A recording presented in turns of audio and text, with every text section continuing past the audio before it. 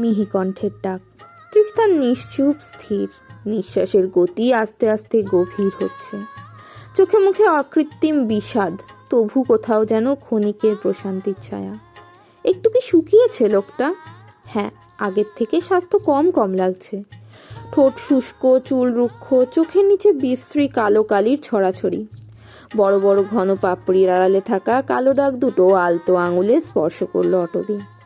ছুঁয়ে ছুঁয়ে দেখলো লোকটার সারা মুখ, কপাল থেকে নাক, নাক থেকে ঠোঁট, ঠোঁট থেকে আবার কপাল। তৃষ্ণা যেন একটু বিরক্তই হলো এতে। এতক্ষণ পর সামান্য নড়ে চড়ে উঠল।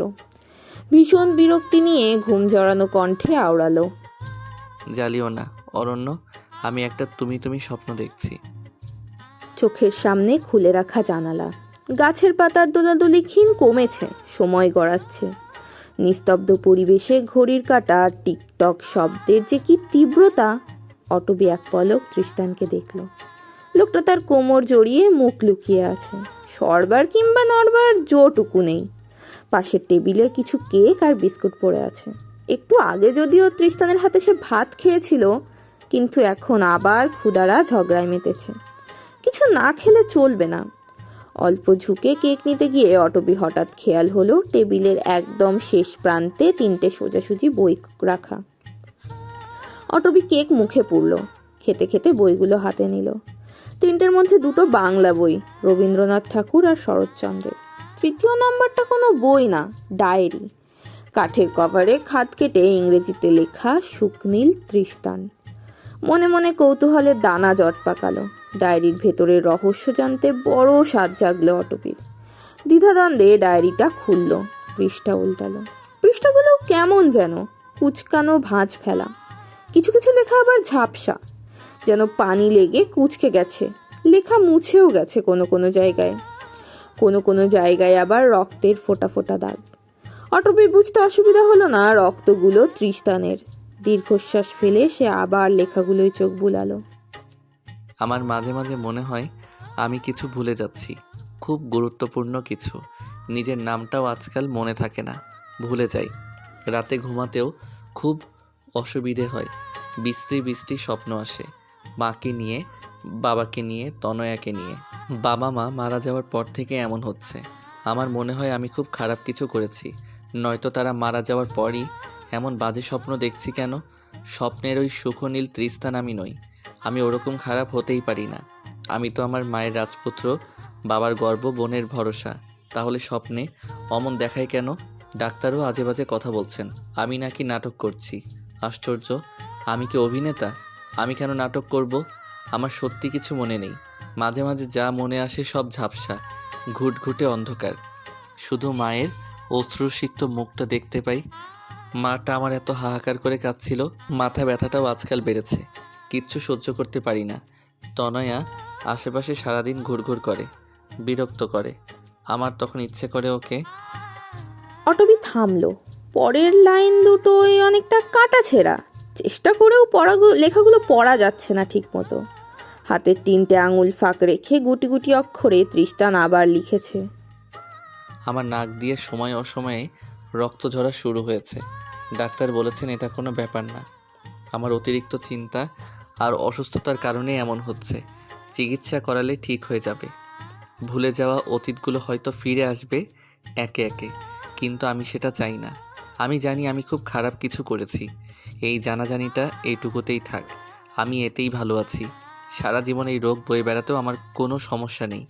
আমি শুধু ভালো থাকতে চাই, একটুখানি শান্তি চাই। আমার কেন যেন মনে হয় অতীত জেনে গেলে আমার আর ভালো থাকা হয়ে উঠবে না। আমি মরে যাব, শেষ হয়ে যাব।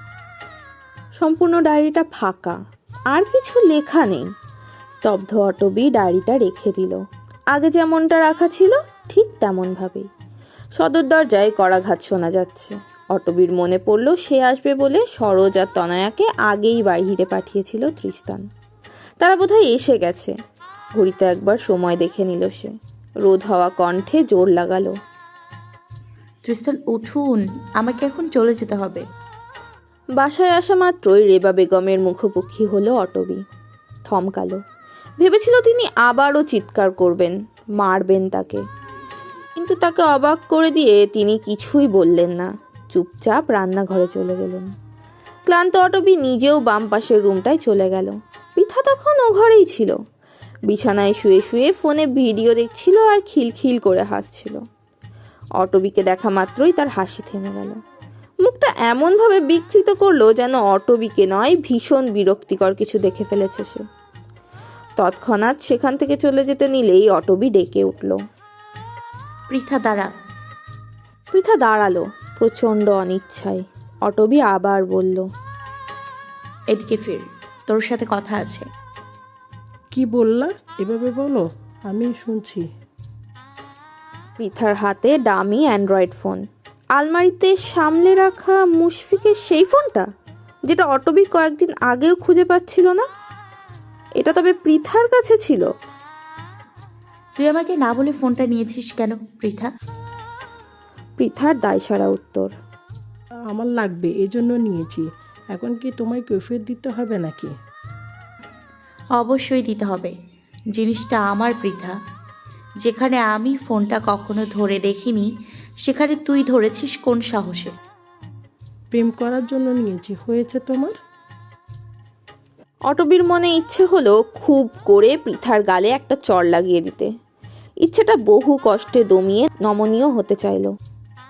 দেখ পৃথা, বোঝার চেষ্টা কর, কাদিন ছেলেটা ভালো না। সেটা তোমার চিন্তা না করলেও চলবে, নিজের চরকায় গিয়ে তেল দাও।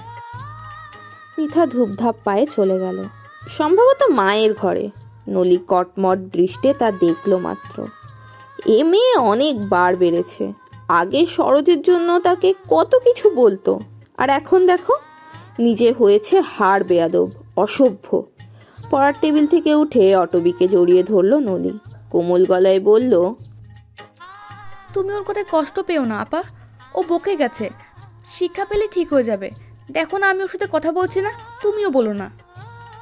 অটবি দীর্ঘশ্বাস ফেলল, বুকে চাপা তীব্র বেদনার দীর্ঘশ্বাস। ধিমানো কণ্ঠে বলল, তোরা কেউই তো আমার কথা শুনিস না নলি। নলি যেন বুঝলো না, অবুঝ গলায় শুধালো, আমি আবার কোন কথা শুনিনি? সরোজ থেকে দূরে থাকতে বলেছিলাম, শুনেছিস? হাতের বাঁধন ঢিলে হলো। এক কদম সরে দাঁড়ালো নলি, অবাক হলো। তুমি জানতে? অটবি জবাব দিল না, চুপচাপ বিছানায় গিয়ে শুয়ে পড়ল। আশেপাশে এত রহস্য, উদাসীনতা, মন খারাপ, কোথাও অল্প সুখের রেশটুকু নেই। ছেলেটার পেশা আমার ভালো লাগছে না অটবি, তুই এটা কি করলি? পূর্ব আকাশে সূর্য সবে মাথার উপর উঠতে শুরু করেছে। ঘুম হয়নি রাতে। সারা রাত রেবা বেগমের অজ্ঞাত অভিব্যক্তি জানবার উত্তেজনায় নির্ঘুম ছিল দুচোখ। ফজরের নামাজ শেষেই দৌড় লাগিয়েছে রেবা বেগমের ঘরে, কিন্তু তিনি সেখানে ছিলেন না। উঠোনে তার হাড় হামেশা পাতিয়ে রাখা চতুর্ভুজ পাটিতে পানের খিলি নিয়ে বসেছিলেন। অটবি সেখানে গেল নীরবে, মায়ের পাশে গিয়ে বসলো, কিন্তু দুজনের কেউই কারোর সাথে কথা বলছে না, তাকাচ্ছে না। সর্বশেষে অটবি ভীতু কণ্ঠে ডাকলো, আম্মা। সঙ্গে সঙ্গে নিজের অসন্তোষ জানালেন তিনি। ছেলেটার পেশা আমার ভালো লাগছে না অটবি, তুই এটা কি করলি?